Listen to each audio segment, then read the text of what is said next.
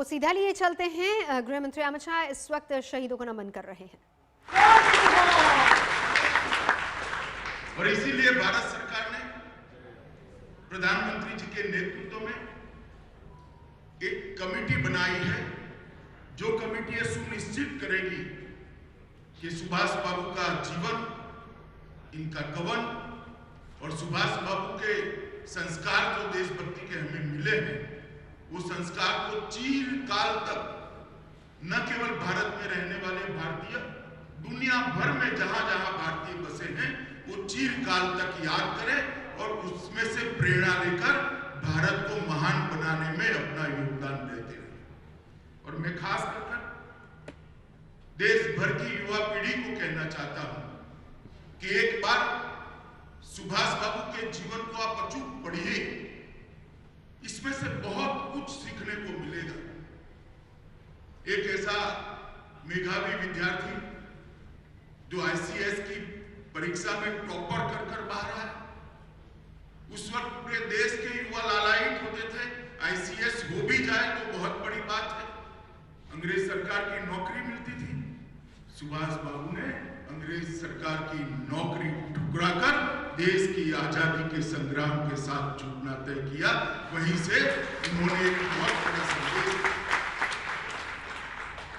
इसका कोई रिकॉर्ड नहीं है कि इन्होंने आईसीएस की परीक्षा क्यों दी होगी, क्योंकि बाल सुभाष के मन में ही देश भक्ति के रास्ते पर, देश की स्वतंत्रता के रास्ते पर जाने का तय होता है। मगर ये मैसेज देने के लिए ही आईसीएस की परीक्षा दी होगी कि मैं आईसीएस होने के बावजूद भी अंग्रेजों की नौकरी नहीं करना चाहता, इस देश से अंग्रेजों ने अब जाना चाहिए। एक उत्तम प्रशासक थे, कलकत्ता के मेयर बने, कांग्रेस पार्टी के 2 बार अध्यक्ष बने और एक बार तो गांधी जी की इच्छा के विरुद्ध चुनाव लड़कर गांधी जी के प्रत्याशी को हराकर वो कांग्रेस के अध्यक्ष। उनकी लोकप्रियता का परिचायक और अदम्य उत्साह देश को कुछ भी कर आजादी देना, और इसमें से कोई चीज, कोई प्रयास, कोई रास्ता बाकी न छोड़ना। मित्रों, कल्पना कर सकते हैं एक ऐसे साम्राज्य के खिलाफ वो लड़ाई लड़ते रहे थे जिसका सूर्योदय कभी समाप्ति नहीं होता था, जिनका दिन कभी अस्त नहीं होता था। इतने सारे देशों पर उनका साम्राज्य था और उसको चकमा देकर बंगाल से भागकर हजारों किलोमीटरों की यात्रा कर पैदल, गाड़ी में, सबमरीन में आजादी फौज की रचना तक और भारत की भूमि पर अपना तिरंगा फहराने तक की इनका जो संघर्ष गाथा है, कोई भारतीय ने कभी भूलनी नहीं चाहिए। और इसीलिए भारत सरकार ने तय किया है कि 125वां उनका जो साल है, उसको न केवल सुभाष बाबू देश के लिए, देश की आजादी के लिए, देश को आगे बढ़ाने के लिए जिन जिन लोगों ने अपना जीवन का बलिदान दिया, जिन जिन लोगों ने अपनी पढ़ाई लिखाई छोड़कर देश के स्वतंत्रता संग्राम में कूद पड़े, उस सभी को एक बार फिर से जनमानस के अंदर पुनर्जीवित करना और उसमें से प्रेरणा लेकर आगे बढ़ना। यहां बहुत सारे युवा बैठे, अभी हमने सांस्कृतिक कार्यक्रम में खुदीराम बासु की बात सुनी। इतनी कम आयु में हंसते हंसते वंदे मातरम बोलकर फांसी के फंदे पर चढ़ जाना कोई कम वीरता की बात नहीं। मित्रों, हम लोगों के भाग्य में देश के लिए मरना नहीं, मगर देश के लिए जीना ईश्वर ने हम पर छोड़ा है। मैं युवाओं को खास अपील करता हूं कि जिन्होंने देश के लिए अपनी जान का बलिदान दिया, उसका स्मरण कर कर हम बाकी का जीवन देश के लिए जीना ये तय कर दे, तो उनको बलिदान को इससे बड़ी श्रद्धांजलि कोई नहीं। और इसीलिए इस प्रकार के कार्यक्रम की रचना की जाती है कि युवा पीढ़ी इसको जाने, समझे, ये संस्कार को, देशभक्ति और बलिदान के संस्कार को स्वीकार करें। बलिदान का मतलब सिर्फ अपनी जान का बलिदान देना नहीं, बलिदान का मतलब देश के अस्तित्व में अपने व्यक्तित्व को घुला मिल देना, अपने व्यक्तित्व को पिघाल देना भी बलिदान होता है। देश के प्रगति के लिए, देश को महान बनाने के लिए अपना सर्वस्व दांव पर लगा देना भी बलिदान होता है। देश को आगे बढ़ाने के लिए अपनी निजी व्यक्तिगत कैरियर को भी बलिदान करना, वो भी बलिदान होता है। जब आजादी मिल गई, हजारों लाखों बलिदानियों की बलिदान के आधार पर, तब हम देश को कहां ले जाना चाहते? वो देश की युवा पीढ़ी ने तय करना पड़ेगा। सुभाष बाबू ने अगर कैरियर का सोचा होता तो आज हमारे सामने आजाद हिंद फौज का गौरवशाली इतिहास ही न होता, जिन्हें अंग्रेजों ने हिलाकर रख दिया था। सुभाष बाबू ने अगर कैरियर का सोचा होता तो भारत के ऊपर राज करने वाले अंग्रेजी साम्राज्य को झंझोड़ कर किसी ने रख नहीं दिया। सुभाष बाबू ने अगर अपनी कैरियर का सोचा होता तो देश के करोड़ों युवाओं को 125 साल के बाद भी वो प्रेरणा स्रोत न मिला होता, जिस प्रेरणा स्रोत के आधार पर आज करोड़ों युवा अपना जीवन को उस रास्ते पे ले जाने।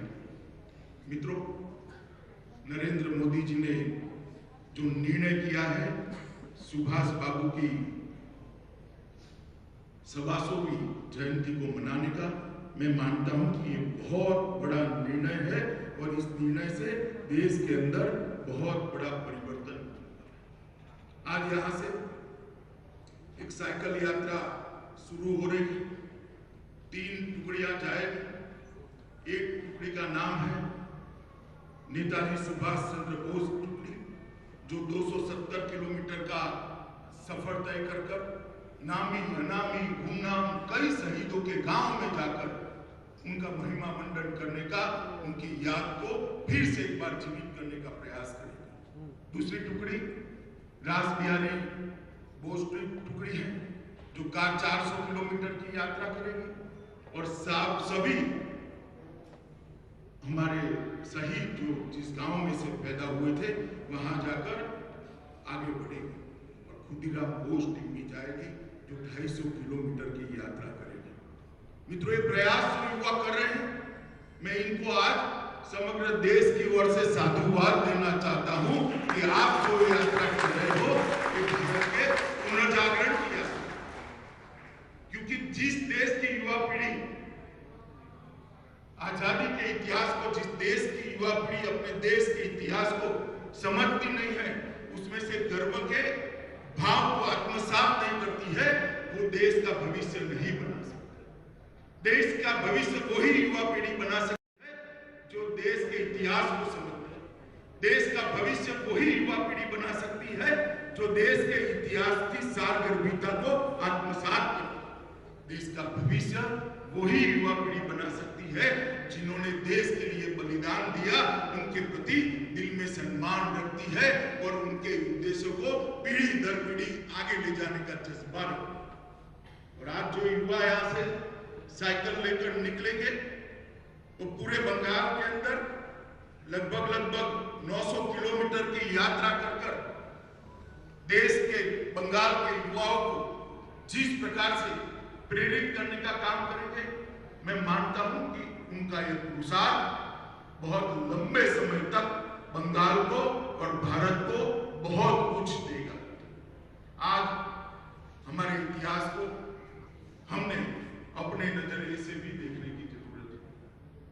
हमारे इतिहास को अपने नजरिए से समझने की भी जरूरत है। आज मैंने जो सांस्कृतिक कार्यक्रम दिया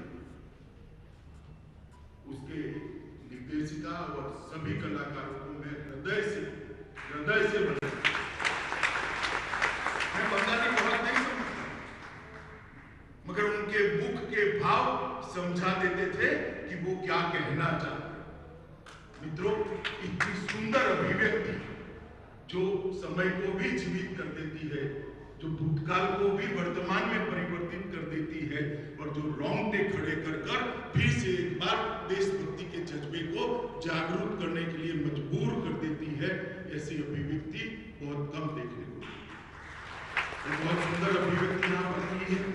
मैं इतना ही कहना चाहता हूँ कि ये जो कार्यक्रमों की श्रृंखला है, सुभाष बाबू की 125 वर्ष की जयंती के 125वीं जयंती के 1 साल तक चलेंगे।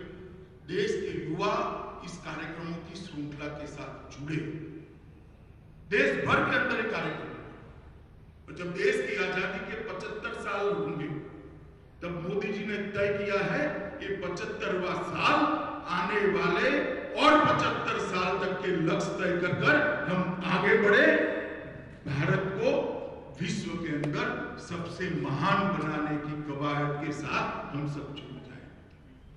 ये 2 कार्यक्रम, ये 2 वर्ष एक साथ आना भी एक अपने आप में बहुत बड़ा सहयोग। सुभाष बाबू का 125 साल मनाने का 1 वर्ष और आजादी के 75 साल के 1 वर्ष, ये हम दोनों वर्षों को भारत की युवा पीढ़ी ने ये 2 साल अपने आप को ये सभी कार्यक्रमों के साथ जोड़ना चाहिए, सभी कार्यक्रमों के अंदर अपनी भागीदारी करनी चाहिए और सभी कार्यक्रमों को आने वाली पीढ़ियों को जिसमें से प्रेरणा ले इस प्रकार से आगे बढ़ाना चाहिए। मित्रों, मैं इतना ही कहता हूं कि जिन्होंने देश के लिए पूरा जीवन दे दिया है, युवा अवस्था में ही अपनी जान का बलिदान दे दिया, बहुत सारे लोगों ने अपनी पढ़ाई लिखाई छोड़ दी, बहुत सारे लोगों ने अपने जीवन को सर्वस्व न्यौछावर कर दिया।